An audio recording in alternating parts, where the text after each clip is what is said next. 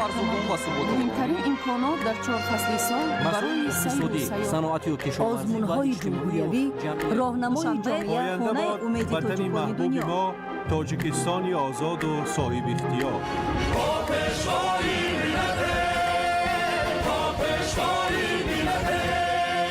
دوست باشید، اتفاق باشید، شکرانه همین دولت کنید، شکرانه همین سرزمین کنید، شکرانه کنید که چنین وطن عزیز و محبوب دارید.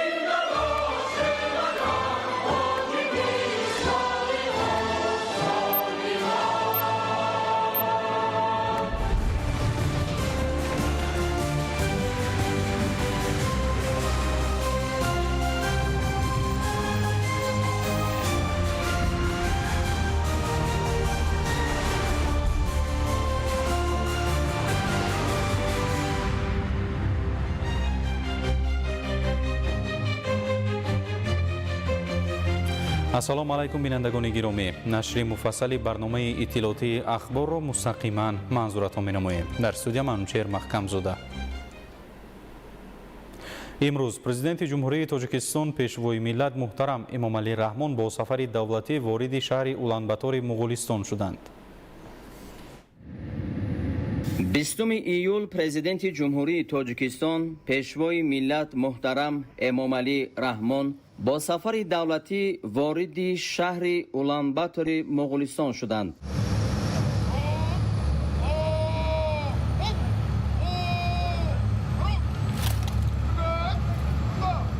میدان پذیرایی فرودگاه بین المللی با پرچم‌های دولتی تاجیکستان و مغولستان ادانه آرا یافته بود.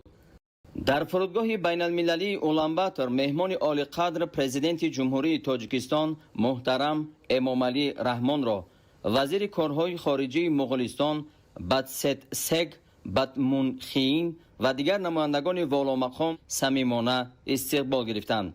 طبق مقررات رسمی سفرهای دولتی در نزد طیاره راهرو سرخ گسترده شده از دو طرف سربازان قراول فخری صف آراستند.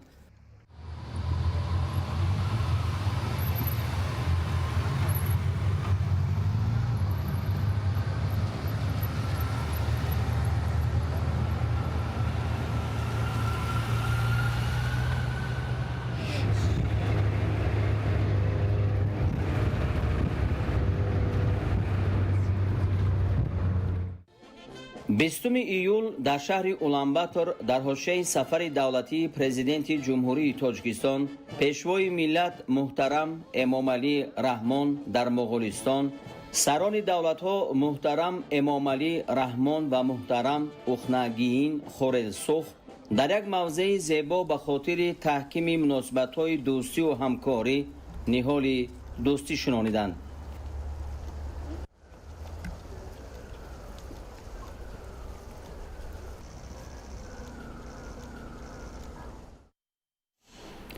дар ҳошияи сафари давлатии президенти ҷумҳурии тоҷикистон пешвои миллат муҳтарам эмомалӣ раҳмон ба муғулистон 20 июл дар шаҳри уланбатор ҷаласаи якуми комиссияи байниҳукуматӣ оид ба масъалаҳои тиҷоратию иқтисодӣ байни ҷумҳурии тоҷикистон ва муғулистон баргузор гардид. ҳамкорони мо гузориш медиҳанд. 20 июл дар шаҳри уланбатор дар ҳошияи сафари давлатии президенти ҷумҳурии тоҷикистон пешвои миллат муҳтарам эмомалӣ раҳмон дар муғулистон ҷаласаи якуми комиссияи байниҳукуматии ҷумҳурии тоҷикистон ва муғулистон оид ба масъалаҳои тиҷоративу иқтисодӣ баргузор гардид. дар кори ҷаласа аз ҷониби ҷумҳурии тоҷикистон вазири кишоварзӣ ҳакимзода қурбон ва аз ҷониби муғулистон вазири озуқаворӣ кишоварзӣ ва саноати сабук тсагаанхуу идербат ҳамраисӣ намуданд. дар ҷаласа инчунин сафирони фавқулода ва мухтори ду давлат, намояндагони вазорату идораҳои соҳавӣ ва дигар мақомоти дахлдори ҷумҳурии тоҷикистон ва муғулистон иштирок намуда доир ба масъалаҳои муҳими ҳамкории дуҷониба табодули афкор анҷом доданд. зимни ҷаласа ҷонибҳо вазъи кунунии дурнамои рушди ҳамкории тиҷоративу иқтисодӣ, сармоягузорӣ, саноат ва коркарди маҳсулот, энергетика, нақлиёт ва логистика, кишоварзӣ ва амнияти озуқаворӣ, илму маориф, фарҳанг, ҷавонон ва варзиш, инчунин густариши ҳамкории байниминтақавиро мавриди баррасии ҳамаҷониба қарор доданд. таваҷҷӯҳи махсус ба масъалаҳои густариши гардиши мол, фароҳам овардани шароити мусоид барои рушди ҳамкории соҳибкорон, ҷалби сармоягузорӣ, татбиқи лоиҳаҳои муштарак дар бахшҳои афзалиятноки иқтисод, рушди ҳамкориҳо дар самти коркарди маҳсулоти кишоварзӣ, тақвияти робитаҳои нақлиётӣ ва логистикӣ, инчунин таҳкими ҳамкориҳои илмиву техникӣ ва табодули таҷриба байни ниҳодҳои дахлдори ду кишвар зоҳир гардид. ҷонибҳо бо қаноатмандӣ таъкид намуданд, ки таъсиси комиссияи байниҳукуматӣ ҳамчун механизми муассири ҳамоҳангсозии ҳамкориҳои дуҷониба барои боз ҳам таҳким бахшидани муносибатҳои дӯстона ва шарикии судманд байни ҷумҳурии Тоҷикистон ва Муғулистон аҳамияти муҳим дорад. дар фарҷоми ҷаласа ҷонибҳо имзои протоколи ҷаласаи якуми комиссияи байниҳукуматии ҷумҳурии Тоҷикистон ва Муғулистон оид ба масъалаҳои тиҷоративу иқтисодиро қадами муҳим дар роҳи тавсеяи ҳамкории иқтисодиву тиҷоратӣ арзёбӣ намуда, омодагии худро ҷиҳати татбиқи пайвастаи муқаррароти он ва роҳандозии чораҳои мушаххас барои баланд бардоштани сатҳу сифати ҳамкории дуҷониба мутобиқ ба манфиатҳои муштараки ҳарду давлат изҳор намуданд. бо мақсади рушди сайёҳии дохилӣ, баландбардоштани ҳисси худшиносии миллӣ ва шиносоии бештари кормандони сохторҳои шаҳрӣ бо таъриху фарҳанг ва имкониятҳои сайёҳии кишвар, бо ибтикори мақомоти иҷроияи ҳокимияти давлатии шаҳри Душанбе хатсайрҳои сайёҳии дохилӣ роҳандозӣ гардиданд. тадбири мазкур дар асоси дастури раиси Маҷлиси Миллии Маҷлиси Олии Ҷумҳурии Тоҷикистон, раиси шаҳри Душанбе муҳтарам Рустами Эмомалӣ амалӣ гардида, то моҳи октябри соли ҷорӣ силсилаи чунин хатсайрҳо ба мавзеъҳои таърихию фарҳангӣ ва сайёҳии кишвар ташкил карда мешаванд. гузориш дар ин хусус. боиси хушнудӣ ва хушҳолии мост, ки дар замони соҳибистиқлолӣ воқеан ҳам соҳаи сайёҳӣ рушд намуда истодааст ва ин имкон медиҳад, ки ҳар нафари мо аз гӯшаҳои зебову дилпазиру беназири кишвари нозиянамон Тоҷикистон дидан намоем ва хатсайрҳо бошанд барои баланд бардоштани рӯҳияи худшиносиву худогоҳии ҳар нафар нақш мегузоранд. бо ташаббуси мақомоти иҷроияи ҳокимияти давлатии шаҳри Душанбе барои кормандони сохторҳои шаҳрӣ хатсайрҳои сайёҳии дохилӣ роҳандозӣ гардиданд. бо мақсади рушди сайёҳии дохилӣ, муаррифии имкониятҳои бои таърихию фарҳангӣ ва табиии кишвар, тарғиби тарзи ҳаёти солим, инчунин баланд бардоштани ҳисси ватандӯстии кормандон тибқи дастури раиси шаҳри Душанбе барои кормандони мақомоти иҷроияи ҳокимияти давлатии шаҳри Душанбе ва сохторҳои он аз моҳи июл то моҳи октябр силсилаи хатсайрҳои сайёҳии дохилӣ ташкил карда мешаванд. татбиқи иқдоми мазкур вобаста ба рушди сайёҳии дохилӣ ба роҳ монда шуда, баргузории хатсайрҳо дар рӯзҳои истироҳатӣ пешбинӣ гардиданд. дар доираи барнома кормандони мақомоти шаҳрӣ, намояндагони воситаҳои ахбори омма аз мавзеъҳои муҳими сайёҳӣ, таърихӣ ва фарҳангии ҷумҳурӣ боздид менамоянд. иштирокчиёни нахустин хатсайр аз шаҳри Душанбе ба самти ноҳияҳои Рашт ва Нуробод сафар намуда бо имкониятҳои сайёҳии ин минтақаҳо, бахусус иқтидори агросайёҳӣ ва мавзеъҳои табииву фарҳангии онҳо шинос шуданд. меҳмонон иштирокчиёни хатсайри Нуробод Рашт Душанбе нахуст ба ноҳияи Рашт ворид гардида дар назди чашмаи Навдонак бо ҳам ҷамъ омаданд.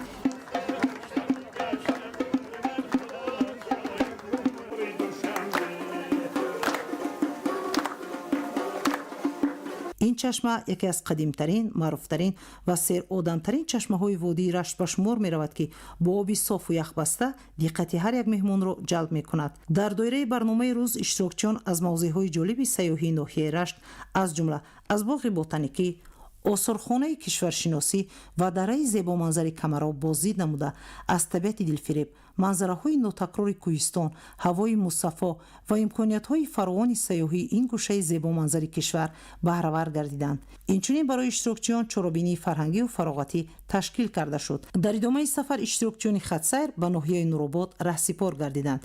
ин мавзеъ бо боду ҳавои тоза, гулу гиёҳҳои шифобахш, обҳои софу зулол ва кӯҳҳои сарбафлокаш, ки ҳазорҳо ганҷу асрор дорад, машҳур аст. шоми ҳамон рӯз дар ноҳияи Нуробод иштирокчиёни хатсайр филми ҳуҷҷатии Эмомалӣ Раҳмон ҳомии сулҳи ҷаҳонро бо таври дастаҷамъӣ тамошо карданд. дар идомаи сафар иштирокчиён дар ноҳияи Нуробод аз намоишгоҳи аксҳо доир ба ташаббусҳои байналмилалии президенти ҷумҳурии Тоҷикистон, пешвои миллат муҳтарам Эмомалӣ Раҳмон дар соҳаи об ва ҳифзи прияхҳо боздид намуда, бо ташаббусҳои ҷаҳонии ҷумҳурии Тоҷикистон дар самти ҳифзи захираҳои обӣ ва прияхҳо аз наздик шинос шуданд. сипас иштирокчиён аз боғи фарҳангу фароғатии ноҳияи нуробод ва фазои сабзу хурами он дидан намуда аз табиати зебо, муҳити форам ва имкониятҳои фароғатии ин мавзеъ баҳравар гардиданд. дар идомаи барнома ҳамоиши маърифатӣ бахшида ба 35-солагии истиқлоли давлатии ҷумҳурии тоҷикистон баргузор гардид. дар ҳамоиш таъкид гардид ки истиқлоли давлатӣ бузургтарин дастоварди миллати тоҷик буда. маҳз дар замони соҳиби истиқлолӣ тоҷикистон таҳти роҳбарии президенти ҷумҳурии тоҷикистон пешвои миллат муҳтарам Эмомалӣ Раҳмон ба пешрафту созандагии бесобиқа ноил гардида барои зиндагии шоистаи мардум ва рушди устувори тамоми соҳаҳо заминаи мусоид фароҳам овардааст.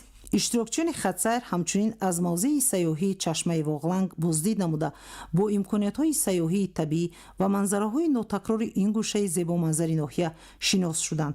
ин чашма дар ҷониби офтобнишини деҳаи сияҳгулаки ҷамоати деҳоти ҳакимӣ ҷойгир буда яке аз чашмаҳои серобтарин ва мусаффо ба ҳисоб меравад. чашмаи Воғланг яке аз машҳуртарин ва муқаддастарин мавзеъҳои табиӣ бо оби яхбаста, гулмоҳии кӯҳӣ ва ривоятҳои қадимаи худ шинохта шудааст. чашмаи Воғланг дар мавзеи дилрабои ҷойгир аст ки ҳамарӯза меҳмонони зиёд ба тамошои моҳиён ва нӯшидани оби сарди ин чашма меоянд. ин ташаббуси мақомоти иҷроияи ҳокимияти давлатии шаҳри Душанбе ба таҳкими фарҳанги сайёҳии дохилӣ, муаррифии захираҳои ғании сайёҳии Тоҷикистон, ташвиқи истироҳати фаъол ва густариши маърифати сайёҳии кормандони сохторҳои давлатӣ мусоидат намуда, ҳамзамон барои тарғиби имкониятҳои сайёҳии кишвар миёни ҷомеа заминаи мусоид фароҳам меорад. дар ноҳияи Ванҷ корҳои созандагию ободонӣ вусъат ёфта даҳҳо иншооти иҷтимоӣ, маориф, тандурустӣ, роҳу пулҳо ва марказҳои хизматрасонӣ бунёд ва аз навсозӣ шуданд. бо наздик шудани ҷашни 35-солагии истиқлоли давлатӣ суръати корҳои ободонӣ дар ноҳия боз ҳам бештар гардидааст. гузориш дар ин хусус. рушди устувори ноҳияи Ванҷ самараи сиёсати созандаи давлат ва заҳмати сокинони меҳнатқарини он мебошад. дар солҳои соҳибистиқлолии ҷумҳурии Тоҷикистон инфраструктури ноҳия ба таври назаррас беҳтар гардида, шароити зиндагии мардум рӯз аз рӯз хубтар мешавад. бунёди муассисаҳои нави таълимӣ ва тандурустӣ, таъмиру навсозии роҳҳо, сохтмони пулҳо, иншооти варзишӣ ва фарҳангӣ, инчунин рушди кишоварзӣ ва сайёҳӣ аз дастовардҳои муҳими ноҳия ба ҳисоб мераванд. соли сипаргарда 6 муассисаи томактабӣ дар ноҳияи Ванҷ мавриди истифода қарор дода шуд. ҷиҳати тозагию корҳои созандагӣ бояд қайд кард ки ҳар рӯзи шанбе дар маркази ноҳия ва ҷамоатҳои деҳотӣ ва калонтарин деҳаҳо ҳашарҳои умумӣ ташкил карда шуда симои марказ, симои деҳа, симои ҷамоатҳо рӯз то рӯз ободу зебо гардида истодааст. дар доираи корҳои ободониву созандагӣ роҳи марказии ноҳия то нуқтаи пайвастшавӣ бо шоҳроҳи Душанбе, Кулма дар доираи сафари кории президенти ҷумҳурии Тоҷикистон муҳтарам Эмомалӣ Раҳмон мавриди истифодабарӣ қарор дода шуд. бунёд ва таҷдиди роҳҳо яке аз самтҳои муҳими сиёсати давлат буда барои беҳтар гардидани шароити зиндагии мардум ва рушди иқтисодиву иҷтимоии минтақаҳо мусоидат менамояд. роҳи навбунёд бо риояи талаботи муосири роҳсозӣ сохта шуда барои ҳаракати бехатару бемамонияти нақлиёт шароити мусоид фароҳам оварда, бо ба истифода додани ин масир ҳаракати мусофирон ва нақлиёт сӯи пойтахти мамлакат комилан беҳбуд ёфта. имрӯз дар радифи сокинони таҳҷоӣ меҳмонон аз мамолики хориҷӣ ҷиҳати тамошои табиати нотакрори боми ҷаҳон ва маконҳои таърихӣ сафари Ванҷи пурганҷ доранд. давоми 35 соли соҳибистиқлолӣ дар ноҳияи Ванҷ даҳҳо километр роҳҳои маҳаллӣ ва байналмилалӣ таъмиру навсозӣ гардида, инфраструктури ноҳия тадриҷан беҳтар гардида истодааст. ба истифода додани роҳи нави мошингузар боз як қадами устувор дар роҳи ободонӣ ва рушди ноҳияи Ванҷ гузошта шуда барои сокинон имкониятҳои бештар фароҳам оварда мешавад. бо мақсади ободонии маҳал, беҳтар намудани шароити зиндагии сокинон ва рушди соҳаҳои иҷтимоиву иқтисодӣ дар ноҳияи Вахш, татбиқи як қатор лоиҳаҳои сохтмонӣ бо маром идома дорад. ин иқдомҳо дар доираи омодагӣ ба ҷашни 35-солагии истиқлоли давлатӣ амалӣ гардида, симои ноҳияро боз ҳам ободу зебо мегардонанд. идомаи мавзӯъ дар гузориши Исмоил Соҳибназариён. در دایره آمادگی به استقبال سزاوار 35 سالگی استقلال دولتی و تطبیق اقدام اعلان گردیدن سال 2026 همچون سال وسعت دادن کارهای آبادانی و سازندگی و تقویت و تحکیم خودشناسی و خودآگاهی ملی، اقدام ولایتی 300 روزی سازندگی و بنیادکاری و مسئولیت برای آینده درخشان وطن و تشبث حزبی 365 روزی آبادانی، سازندگی و بنیادکاری با تشبث مسئولین کمیته اجرایی حزب خلقی دموکراتی تاجیکستان در ناحیه وخش در همبستگی با مقامات اجرایی حاکمیت دولتی در تمام جماعت شهرک و دهات ناحیه کارهای آبادانی و بنیادکاری وسعت تازه کسب نموده است. در عملیگردی اقدام‌های به نقشه گرفته شده که از نصب نمودن پرچم دولتی در بام خانه‌ها و سیمچوب‌های حدود کوچه‌ها، تعمیر و سنگفرش نمایی راه‌های ماشینگرد، کشانیدن خط آب نوشاکی به دهه‌های احتیاج داشته، تعمیر پل‌های ماشینگذر، چراغانکنی کوچه‌ها، تعمیر و از نوسازی خانه‌های عائله‌های امکانیتشان محدود، برگزاری مسابقه‌های گوناگون ورزشی و قدرشناسی غالبان،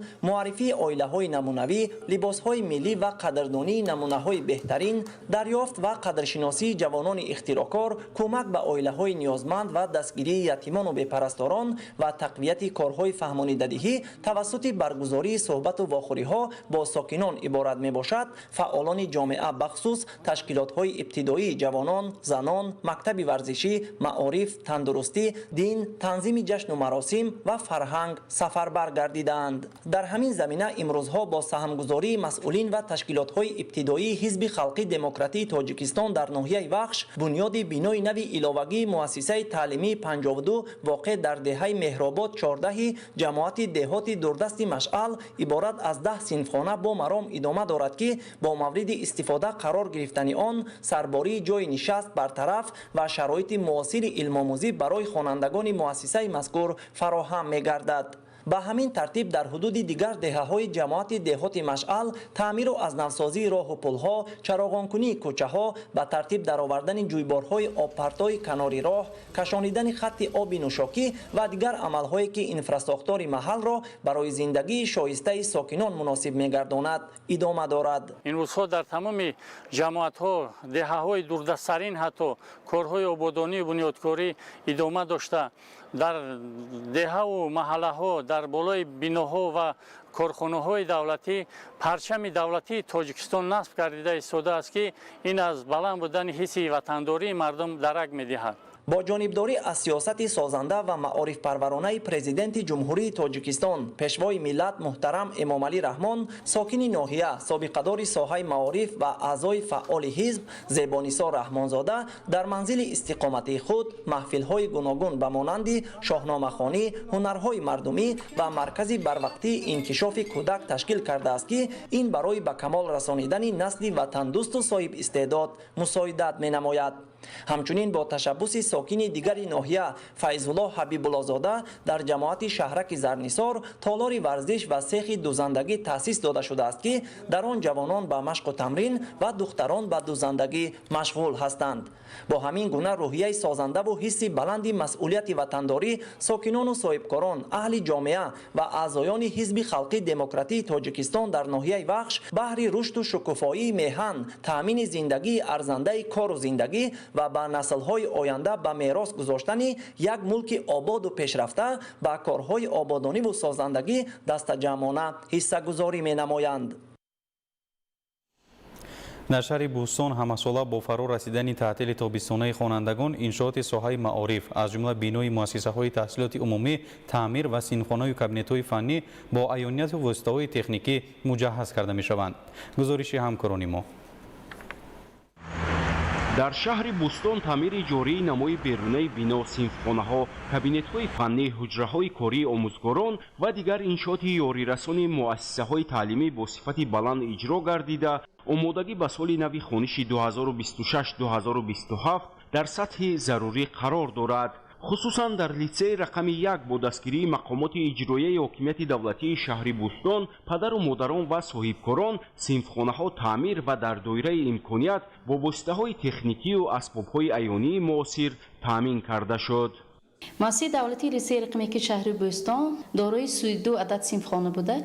عین حال پرره صنفخانه ها از تعمیر جاری برآورده شده است و دالانه های آشیانه های یکم، دوم و سوم حالا پرره از تعمیر برآورده برای آغاز سال تحصیل مؤسسه پررگی آماده می باشد. با برابری رفتی تعمیر مؤسسه برای گذراندن زمستان آمادگی همه جانبه دیده ایستاده است. بنابر آن عین حال 12 عدد تیریزه های مؤسسه شیشه بندی کرده شد. در مؤسسه تحصیلات میانه عمومی رقمی 4 باشد کارهای مربوط به تعمیر و مجهزسازی بنا و صنفخانه‌های تعلیمی در مرحله انجامیابی قرار داشته در اجرای این تدبیر مهم در برابر مقامات دولتی سهم والدین خوانندگان هم نظررس ارزیابی می شود. در این تعلیمگاه آموزگاران در جریان درس از تکنولوژیای نو و حاضرزمان و شکل و اصولهای فعال تعلیم استفاده کرده نسل نورس را با دستاوردهای معاصر علمی شناس و جهت وسیع گردانیدن درجه جهانبینی آنها در دایره محفل‌های علمی عمل می‌کنند. سال روان در برابر تعمیر جاری بنا و صنفخانه و کابینت‌های فنی صحن حولی مکتب که 820 متر مربع را تشکیل می‌دهد پرره سفالک پوش کرده شد. در مؤسسه 32 صنفخانه موجود بوده. سال جاری همه صنفخانه ها از تعمیر جاری برآورده شدند. حالا کارها در راهروها ادامه دارد. اینچنین برای بهتر نمودن صفت تعلیم برای خوانندگان در صنفخانه زبان و ادبیات روز پر میز و کرسی ها عوض کرده شد و برای آشخانه 60 عدد با میز و کرسی تامین شده است. صحن مؤسسه پر سفالک پوش کرده شده است.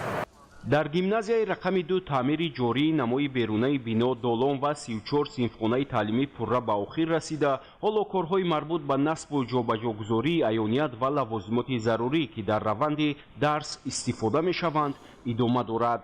امسال در آمدگاه این مؤسسه تعلیمی با سفالک‌های مخصوص آرا یافته در 34 صنفخانه و انشاءات یاری رسان درهای نو و زمانوی نصب کرده شد. همزمان برای 2 صنفخانه تعلیمی میز و کرسی‌های زمانوی خریداری شده است. بنا به ارزیابی مسئولان شعبه معارف شهر بوستان در این دوره در برابر رنگ و بار پره بناهای تعلیمی اینچنین در و تریزه میز و کرسی‌ها و تخته‌های صنفی که کار ناشایان شدند پرره عوض کرده می شوند. طبق معلومات امسال در مجموع در 12 مؤسسه تعلیمی شهر زیاده از 11,000 خواننده به تحصیل فرا گرفته می شوند. عبدالوهاب عبدالستار، الیاس باباجان، شهر بوستان، اخبار. آبادانی در محل در جماعت دیوت چویانگران شهر وحدت در دایره تدبیرهای سازندگی و آبادانی بخشیده به 35 سالگی استقلال دولتی 40 انشاءات گوناگون ساحه جشنی بنیاد شده است. در دایره هدفهای سازنده در دهه اماشیخ بنیاد مؤسسه نوی تعلیمی و کودکستان ادامه دارد.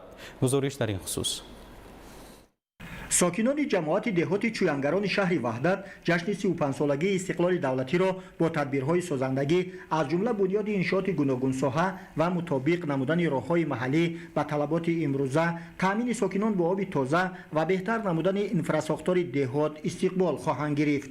برای عملی نمودن هدفهای سازندگی ساکنان با دستجمعی همروزه در تدبیرهای ساختمان بهداشت محیط زیست و باز هم آباد و زیبا نمودن محل خویش سهمی ارزنده می‌گذارند. در دهه شارزم جماعت دهات چویانگران عین زمان ساختمان انشاءات 3 آشیانه تعلیمی با مرام ادامه دارد. تدبیرهای بنیادی در انشاءات تعلیمی ماه ینور سال جاری آغاز گردیده بعد مورد استفاده قرار دادن مؤسسه نوی تعلیمی 840 نفر نسل نورس در صنفخانه‌های برهوا به دانش آموزی جلب کرده می شوند. مکتب نوی بنیاد شونده از 15 صنفخانه 4 حجره کاری انشاءات یاریرسان عبارت می باشد. طبق لایحه در انشاءات نوی تعلیمی پنل‌های آفتابی نصب گردیده خوانندگان در موسم سردی‌ها به مشکلی به تعلیم و تربیت فرا گرفته خواهند شد. این زمان در مؤسسه ما 14 صنفخانه هست و با 15 صنفخانه دیگر علاوه می شود.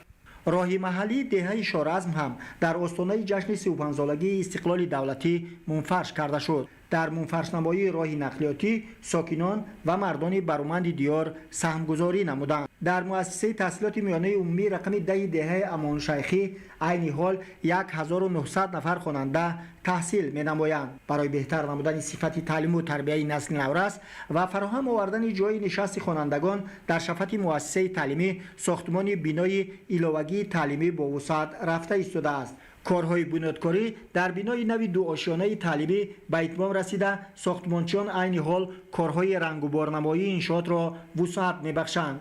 انشاءات نوی تعلیمی دارای 16 سیمخانه بوده. بناکاران مقصد دارند که مؤسسه نوی بنیاد شونده را در روزهای جشن استقلال دولتی به ساکنان، آموزگاران و خوانندگان همچون دستاویز ایدانه تقدیم نمایند.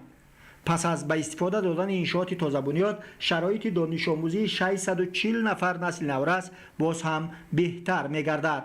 با سهم مردی برومند دیار در دهه امانشیخی شهر وحدت در دایره تدبیرهای سازندگی به استقبال از جشن 35 سالگی استقلال دولتی، بنیاد مؤسسه نوی تا مکتبی ادامه دارد. کودکستان بنیاد شونده دو آشیانه بوده، برای 120 نفر کودک پیشبینی گردیده است. مسئولان مقصد دارند که کودکستان نو را در روزهای جشن 35 سالگی استقلال دولتی مورد بهره برداری قرار دهند. کارگاه صنعتی 3 سال خویش هم از شمار انشاءات جشنی به استقبال از جشن 35 سالگی استقلال دولتی محسوب یافته در دهه امانشیخی جماعت دهات چویانگران از جانب صاحبکار دیار بنیاد کرده شد. کارگاه صنعتی دارای یک خط تکنولوژی معاصر بوده، در یک شبانه روز 5000 دانه خشت استحصال می‌نماید. با مورد استفاده قرار دادن کارگاه نوی صنعتی 8 نفر ساکن محلی به کار تامین گردیده، با این وسیله سطح روزگار خشت را بهتر نمودند. در جماعت دهات چویانگران در دایره تدبیرهای سازندگی دوام 5 سال اخیر 40 انشاءات گوناگون ساحه ساخته مورد استفاده قرار داده شده است. مسئولان ابراز داشتند که در روزهای تجلیل از جشن 35 سالگی استقلال دولتی باز 10 انشاءات نو را مورد استفاده قرار خواهند داد. محمد علی عبدالکریم ایوبی محموراد، وحدت اخبار. در ناحیه لخش قسمت‌های خراب شده شاهراه ماشینگرد بین‌المللی برقرار می‌گردد. امروزها کارگران با جلب ده‌ها تکنیکای ساحوی قسمت‌های ضرردیده شاهراه را از نو بنیاد کرده ایستادند. گزارش در این خصوص. ناحیه لخش در قسمت شمال شرقی بالوآب دریای سرخاب از سطح بحر در بلندی 1795 متر جایگیر می باشد. این است که دوام 3 سال اخیر بر اثر تغییریابی اقلیم و آبشوی پیریخ‌ها مجرای دریای سرخاب و دیگر رودهای کوهی از معیار مقرری بلند شده و خواجگی خلق مخصوصاً راه‌های ماشینگرد و خطهای برق خسارات زیادی رسانید. از جمله بر اثر بلند شدن مجرای دریای سرخاب در کیلومتر 250 و 255 شاهراه اهمیت بین المللی وحدت رشت لخش سرحد جمهوری قرقیزستان آفت طبیعی بیشتر قسمت‌های راه را خراب و ولنگار کرده بود. این سال دوم است که در پرتو برنامه‌های سازنده حکومت جمهوری تاجیکستان وزارت نقلیات در همکاری با شریکان رشد کارهای از نوسازی قسمت‌های ضرردیده راه ماشینگرد جریان دارد. کارهای برقرارسازی از روی لایحه معاصر و جوابگو به معیارهای بین المللی پیش بینی شده است تا بنیاد راه نو سالهای طولانی برای مردم منطقه خدمت رساند. عین حال ما در منطقه ساختمانی 255 کیلومتری لبیجر کنمی قرار داریم. در این منطقه کارهای ساختمانی از نوسازی رفته ایستاده است. از جمله ساحل مستحکم کنی، خواباندن متریال برای بلند برداشتن سطح راه اتومبیل از قطعه ضررمدیده که هنگام بلند شدن آب راه را شسته می‌برد و همچنین در قطعه 250 کیلومتر کارهای ترکشی و بلند برداشتن سطح راه که از راه پیشتر همچنین از آب و آمدن سیل ضرر می‌دید و کار رفته ایستاده است. همکاری با شرکت چینایی سرویسی مهندسان تاجیک و مهندسان خیتایی همچنین با کارگران محلی جلب کرده شده است که ҳамарӯза зиёда аз 20 намуд техникаи корӣ фаъолият мекунад. нақша дорем ки роҳро ба сифати баланд ба мардум ба истифода диҳем. шуруъ аз соли 2022 дар ин қисмати шоҳроҳи автомобилгарди байналмилалӣ ки рафту омади нақлиёти боркашону мусофирбар қатқати дарёи сурхоб сурат мегирад 18 маротиба офати табиӣ рух додааст ки онро коргарони идораҳои дар маҳалбудаи вазорати нақлиёт марҳила ба марҳила аз нав барқарор карданд. аммо ҳаҷми хисороти соли гузашта хеле ҳам зиёд буд. дар ин радиф ҳамарӯза баландшавии маҷрои дарёи сурхоб ва хавфи фаромадани сел дар баъзе мавзеъҳо мушоҳида мегардад. ин аст ки ҷиҳати бехатарии ҳаракати нақлиёт аз маркази ноҳияи Лаш ба дигар маҳалҳои аҳолинишин кормандони муассисаи давлатии нигаҳдории роҳҳои ноҳияи Лаш тариқи Ағбаи Дуоба роҳи таборавӣ кушоданд то мушкилоти ҷойдошта бартараф карда шавад. корҳои барқарорсозӣ дар қисматҳои зарардидаи шоҳроҳи автомобилгард аз рӯи нақша ҷараён дошта, он вобаста ба шароити маҳал ва пешгирӣ аз хавфи офатҳои табиӣ дар раванди тағйирёбии иқлим бунёд шуда истодааст то дар оянда ҳаракати мӯътадили нақлиёт таъмин карда шаванд. идигули маҳмуд, додарҷони мирзозода барои барномаи ахбор аз ноҳияи Лаш. маблағгузории қарзӣ яке аз воситаҳои асосии таъмини рушди устувори иқтисодиёт, вусъат додани истеҳсолоти ватанӣ, устувор намудани иқтидори содиротӣ ва ташкили ҷойҳои нави корӣ ба шумор меравад. иброз доштанд масъулини Бонки Миллии Тоҷикистон зимни нишасти хабарӣ. таъкид гардид ки ҳаҷми умумии қарзҳои додашуда дар нимсолаи якуми соли 2026 16,9 миллиард сомониро ташкил дод ки дар муқоиса ба ҳамин давраи соли гузашта 23,6% зиёд мебошад. аз ҳаҷми умумии қарзҳои дар ин давра дода шуда ба соҳаҳои истеъмолот 41,5%, савдо ва хӯроки ҷамъиятӣ 13,7%, кишоварзӣ 12,4%, хариди манзил ва таъмири хона 9,5%, хизматрасонӣ 7%, саноат 6,8%, сохтмон 3,4% ва дигар соҳаҳо 5,7% рост меояд. ҳамзамон зикр гардид ки аз ҳаҷми умумии қарзҳои дар ин давра дода шуда 25,2% ба соҳибкории истеҳсолӣ рост омада маблағи 4,3 миллиард сомониро ташкил додааст. дар нимсолаи аввали соли 2026 дар Тоҷикистон суръати рушди воқеии маҷмӯи маҳсулоти дохилӣ 8,2%-ро ташкил дода, ҳаҷми он ба 81,7 миллиард сомонӣ баробар шуд ки нисбат ба ҳамин давраи соли 2025 10,8 миллиард сомонӣ зиёд мебошад. дар ин хусус зимни нишасти матбуотӣ масъулини Вазорати рушди иқтисод ва савдои Ҷумҳурии Тоҷикистон ба хабарнигорон иттилоъ доданд. иброз гардид ки рушди иқтисоди миллӣ асосан аз ҳисоби афзоиши ҳаҷми истеҳсоли маҳсулоти саноатӣ 14,1%, кишоварзӣ 7,2%, хизматрасонии пулакӣ 10,6%, маблағгузорӣ ба сармояи асосӣ 18,4%, гардиши савдо 26,1%, боркашонӣ 14,7% ва мусофиркашонӣ 8% таъмин гардид. гуфта шуд ки барои татбиқи ҳадафи чороми миллии саноатикунонии босуръати кишвар тадбирҳои мушаххас амалӣ гардида барои зиёд намудани ҳаҷми истеҳсоли маҳсулот, таъмини бозори дохилӣ бо маҳсулоти рақобатпазири ватанӣ, ба истифода додани иқтидори нави истеҳсолӣ, истифодаи самараноки имконияти истеҳсоливу содиротӣ ва таъсиси ҷойҳои нави корӣ корҳои назаррас анҷом дода шуданд. идомаи ахбор. дар шаҳри Исфара ҷиҳати ноилшавӣ ба ҳадафи чороми миллии саноатикунонии босуръати кишвар зиёд намудани ҳаҷми маҳсулоти саноатӣ ба истифода додани иқтидорҳои нави истеҳсолӣ ташаббусҳои ватандӯстона идома доранд. давоми 6 моҳи соли ҷорӣ ҳаҷми истеҳсоли маҳсулот дар 81 корхонаҳои саноатии шаҳр 296 миллион сомониро ташкил намуда, суръати афзоиш ба 148,1% баробар шуд. гузориши ҳамкорони мо. саноатчиёни шаҳри Исфара тасмим гирифтанд ки фаъолиятро дар татбиқи самараноки ҳадафи чороми миллии саноатикунонии босуръати мамлакат татбиқи стратегияи рушди саноат дар Ҷумҳурии Тоҷикистон барои давраи то соли 2030 рушди соҳа ва бо ҷои корӣ таъмин гардонидани аҳолӣ, бештар намудани номгӯии маҳсулотҳои истеҳсолӣ, баландбардоштани сифат, ба роҳ мондани истеҳсоли намудаҳои нави маҳсулот, харидорӣ ва васлу насби дастгоҳҳо ва технологияи нав ва ғайра боз ҳам тақвият бахшида шукӯҳу шаомати корхонаҳои саноатии шаҳрро барқарор намоянд. бо вусъат гирифтани корҳои созандагиву бунёдкорӣ ба истиқболи ҷашни 35-солагии истиқлоли давлатии ҷумҳурии тоҷикистон талабот ба масолиҳи сохтмонӣ рӯз аз рӯз меафзояд. суръати баланди корҳои сохтмонӣ дар шаҳри исфара ва дигар минтақаҳои кишвар фаъолияти корхонаҳои истеҳсоли масолиҳи бинокориро боз ҳам фаъолтар намудааст.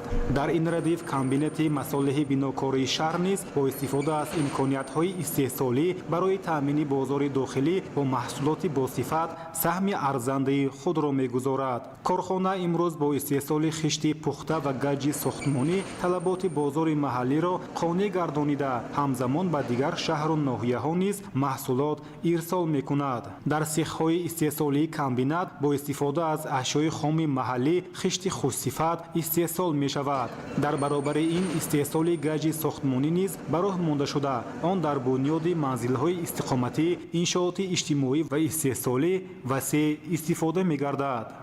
дар давоми 6 моҳи соли ҷорӣ комбинати масолиҳи бинокории шаҳри исфара ба маблағи 3 миллион 667 ҳазор сомонӣ маҳсулоти саноати истеҳсол намуд ки 111 фоизро нисбат ба ҳамин давраи соли гузашта ташкил медиҳад. ва роҳбарияти корхона тасмим гирифтааст ки истеҳсоли маҳсулоти саноатӣ яъне истеҳсоли маҳсулоти сохтмониро боз ҳам зиёдтар намуда ба сифати он диққати махсус диҳад, яъне сифати ҷавобгӯи талаботи замони ҳозираро таъмин намояд. масъулини корхона мегӯянд ки афзоиши ҳаҷми сохтмонҳо дар солҳои охир боиси зиёд гардидани талабот ба масолиҳи сохтмонӣ шудааст. бо ҳамин мақсад иқтидорҳои истеҳсолӣ тадриҷан беҳтар гардида барои саривақт таъмин намудани харидорон тадбирҳои зарурӣ амалӣ мешаванд. дар комбинат барои даҳҳо нафар сокинони маҳаллӣ ҷойи кори доимӣ фароҳам буда кормандон бо масъулияти баланд баҳри истеҳсоли маҳсулоти рақобатпазир меҳнат мекунанд. комбинати масолиҳи бинокории исфара бо фаъолияти устувори худ дар пешрафти соҳаи сохтмон, таъмини бозор бо масолиҳи ватанӣ ва татбиқи ҳадафҳои созандагии мамлакат саҳми назаррас мегузорад. ин ҳама барои рушди иқтисодиёти маҳаллӣ ва ободу зебогардонидани шаҳри исфара заминаи мусоид фароҳам меорад. собир аюбӣ, саҳбони қурбон, шаҳри исфара, ахбор. дар шаҳри Нью-Йорк мулоқоти директори агентии инноватсия ва технологияҳои рақамӣ назди президенти ҷумҳурии Тоҷикистон бо намояндагони IT диаспораи тоҷикон баргузор гардид. гузориш дар ин хусус. дар шаҳри Нью-Йорки Иёлоти Муттаҳидаи Амрико мулоқоти директори агентии инноватсия ва технологияҳои рақамӣ назди президенти ҷумҳурии Тоҷикистон бо намояндагони IT диаспораи тоҷикон баргузор гардид. чорабинӣ бо ташаббуси агентии инноватсия ва технологияҳои рақамӣ назди президенти ҷумҳурии Тоҷикистон дар ҳамкорӣ бо намояндагии доимии ҷумҳурии Тоҷикистон дар Созмони Милали Муттаҳид ташкил карда шуд. дар оғози мулоқот муовини якуми сардори хадамоти алоқа ба иштирокчиён рӯнамоеро оид ба вазъи кунунӣ, имкониятҳои сармоягузорӣ ва дурнамои рушди соҳаи алоқа ва инфраструктураи рақамии Тоҷикистон пешниҳод намуд. зимни рӯнамо самтҳои афзалияноки соҳа ва имкониятҳои иштироки ҳамватанони бурунмарзӣ дар татбиқи лоиҳаҳои технологӣ муаррифӣ гардиданд. дар рафти мулоқот масъалаҳои таҳкими ҳамкорӣ бо мутахассисони тоҷики муқими хориҷи кишвар, табодули таҷриба ва имкониятҳои касбии онҳо ба рушди соҳаи технологияҳои иттилоотию коммуникатсионӣ, иқтисоди рақамӣ, зеҳни сунъӣ ва инфраструктураи рақамии Тоҷикистон мавриди баррасӣ қарор гирифтанд. ҳамчунин доир ба ҷалби сармоягузорӣ ва татбиқи лоиҳаҳои муштарак дар соҳаи технологияҳои рақамӣ мубодилаи афкор сурат гирифт. дар идомаи чорабинӣ суҳбати озод баргузор шуда иштирокчиён пешниҳод ва андешаҳои худро оид ба роҳандозии ҳамкориҳои мушаххас, табодули таҷриба, омодасозии кадрҳои баландихтисос, дастгирии tashabbusҳои инноватсионӣ ва ҷалби сармоягузорӣ ба рушди соҳаи рақамии Тоҷикистон иброз намуданд. дар анҷом ҷонибҳо омодагии худро барои идомаи муколама ва таҳкими ҳамкориҳои минбаъда изҳор карданд. ширкати Samsung дар Тоҷикистон ба муштариён маҳсулоти аслӣ ва босифатро пешниҳод менамояд. ҳамзамон дар сурати аз намояндагиҳои расмии ширкат харидорӣ кардани маҳсулоти Samsung ба харидорон имтиёзҳо пешниҳод карда мешавад. тафсилот дар гузориши навбатӣ. خریدن اسمارتفون سامسونگ از نمایندگی‌های رسمی شرکت تنها معنای صاحب دستگاه اصلی شدن را ندارد، بلکه دسترسی به مجموعه پوره خدمت‌رسانی‌های رسمی برند را نیز فراهم می‌آورد. خریداران صاحب یک سال کفالت رسمی می‌گردند و می‌توانند از برنامه سامسونگ کی استفاده برند که برای حفظ اکران از آسیب‌های تصادفی و تمدید مهلت خدمت‌رسانی پیش بینی شده است. در صورت به تعمیر نیاز پیدا کردن دستگاه، میزبان می‌توانند به مرکزهای خدمت‌رسانی و کالاداری سامسونگ مراجعت نمایند. در این مرکزها تنها قسم‌های احتیاطی اصلی استفاده شده، تعمیر از جانب متخصصان صاحب اختصاص انجام داده می شود. همچنین متخصصان برای تنظیم دستگاه، انتقال معلومات و مشورت عاید به استفاده آن به میزبان کمک می رسانند. При покупке модели Samsung Galaxy A57 в официальном магазине Samsung вы имеете возможность получить страховку на дисплей в течение 1 года. При поломке в течение 1 года дисплея Samsung Galaxy A57 вы можете обратиться в официальный магазин для замены дисплея. Компания Samsung сама предоставляет дисплей. Вам придется оплатить только лишь услуги мастера. خریدن دستگاه‌های سامسونگ از مغازه و نمایندگی‌های رسمی کفالت دستگیری با اعتماد، خدمت‌رسانی با صفت و استفاده آرامی دستگاه را در تمام دوره استفاده آن تأمین می‌کند. در اینستیتوت فیزیکای و تکنیکای اکادمی ملی علم‌های تاجیکستان باز یک اقدام مهم عملی گردید. در این مؤسسه علمی آزمایشگاه معاصر الکترونیکای کوانتی به فعالیت آغاز کرد که آن برای تحقیقات پیشرفته علمی و رشد تکنولوژی‌های اینوواسیونی زمینه مساعد فراهم می‌آورد. ابراهیم نظرالله‌زاده گزارش می‌دهد. бахшида ба ҷашни 35-солагии истиқлоли давлатӣ ва дар заминаи эълон гардидани соли 2026 ҳамчун соли вусъат додани корҳои ободониву созандагӣ ва тақвияту таҳкими худшиносиву худогоҳии миллӣ дар институти физикаю техникаи академияи миллии илмҳои тоҷикистон озмоишгоҳи наву замонавии электроникаи квантӣ бо иштироки раёсати академия ва дигар олимону муҳаққиқон мавриди истифода қарор дода шуд. зимни ифтитоҳ иброз гардид ки озмоишгоҳи электроникаи квантӣ бо мақсади гузаронидани таҳқиқоти бунёдӣ ва амалӣ дар соҳаи маводҳои функсионалии пешрафта таъсис дода шудааст. ҳадафи асосии озмоишгоҳ омӯзиши хосиятҳои физикӣ, химиявӣ, электронӣ ва оптикии ин маводҳо, такмил додани усулҳои синтези онҳо ва арзёбии имконияти истифодаашон дар технологияҳои муосир мебошад. дар ин ҷо аъсобое ки ҳастанд махсус аъсоб оварда шудаанд ки мо метавонем ки дар муҳитое ки азотӣ мисол маводҳоро синтез кунем. Сабаб дар он аст ки маводҳое ки мо кор мекунем дар ҳавои кушод тез синтез мешаванд ва корношам мешаванд. бо ин муҳитҳо ташкил кардан мо метавонем ки маводҳои лозимиро синтез карда тавонем. озмоишгоҳи мазкур барои гузаронидани таҳқиқоти илмӣ дар самти технологияҳои квантӣ, электроникаи муосир, системаҳои иттилоотӣ ва дигар самтҳои афзалиятноки илмӣ имкониятҳои нав фароҳам меорад. солҳои пеш ки чунин лаборатория мавҷуд набуд, мо асосан бо ёрии усулҳои назаравӣ ба корҳои илмӣ машғул мешудем. аз ин пас акнун мо метавонем ки маводҳои функсионалро бевосита синтез намоем ва хосиятҳои онҳоро таҳлил намоем. тадқиқотҳое ки дар лаборатория анҷом дода мешаванд ба ҳалли масъалаҳои муҳими илмӣ ва амалӣ, аз ҷумла рушди маводҳои нави перовскитӣ барои энергетикаи офтобӣ, таҳияи фотокализаторҳои самаранок барои тозакунии об ва муҳити зист, инчунин офаридани фосфорҳои дорои самаранокии баланди люминесенсия барои технологияҳои рӯшноидиҳӣ равона шудаанд. дар оянда чунин лаборатория метавонад ба маркази муҳими илмӣ табдил ёфта, дар рушди технологияҳои баланд омода намудани мутахассисони соҳибихтисос ва пешрафти илм дар кишвар саҳми арзанда гузорад. яке аз мушкилоти ҷойдошта дар соҳаи кишоварзии кишвар ин шӯршавии заминҳои обӣ ба ҳисоб рафта ҳамеша зери таваҷҷӯҳи ҳукумати мамлакат қарор дорад.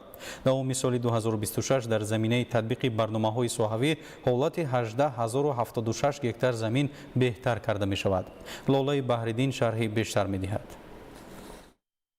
соли 2026 дар асоси барномаи давлатии беҳтар намудани вазъи мелиоративии заминҳои кишоварзии ҷумҳурии Тоҷикистон 18076 гектар замини ҳолати бади мелиоративӣ дошта беҳтар карда мешаванд. ин нишон дод дар 6 моҳи соли ҷорӣ ба 4440 гектар расонида шуда иҷроиши дурнамо марҳила ба марҳила таъмин карда мешавад. замини шур чандон ҳосил барнамеорад. дар заминҳои обие ки шуразании хок ба қайд гирифта шудааст ҳосилнокии зироати صورت کشاورزی چندان قناعتمند کننده نیست. طبق تشخیص و تحلیل علیمانی ساحه در بعضی ناحیه‌های مملکت حالت ملاراتیوی زمین‌های آبی از سال‌های طولانی مرکب باقی می‌ماند. با این نظرداشت در اساس برنامه‌های دولتی حالت ملاراتیوی زمین‌ها بهتر کرده می‌شوند.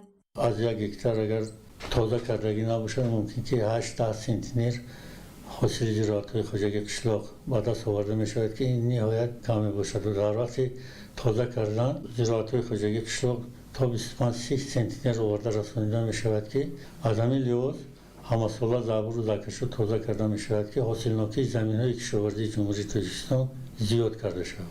سبب شوره‌زده بودن خاک را متخصصان ساحه به زیاد بودن نمک در قبض خاک و نزدیک جای گرفتن آب‌های زیرزمینی مربوط می‌دانند. طبق تحلیل علیمان و تجربه کشاورزان در زمین‌های آبی حالت بعدی ملاراتیوی داشته، حاصلناکی زراعت‌های کشاورزی نه تنها پست به قید گرفته شده است، همزمان کاستگی صفت آن نیز مشاهده کرده می شود. متخصصان در زمین‌های آبیاری شونده که بغیر از شورناکی طبیعی با تاثیر دیگر عامل‌ها به وجود آمدند، چاره‌بینی‌های گوناگون را دایر به پیشگیری دوباره شورشوی زمین‌های کرمی آبی ضرور می‌شمارند. حالت ملیتی زمین‌ها را ما خوب نکنیم. یکم آن است که همه زمین‌ها شوره زمین میگردد، شورناکی دیونباره خاک به وجود میبیاید، زمین ها از کار میبرویند، حاصلناکیشان پس میشود. هرچی بیشتر کوشش کردن در کار که چاره‌بینی‌های ملیتی به طور صحیح و دقیق اجرا کرده شوند.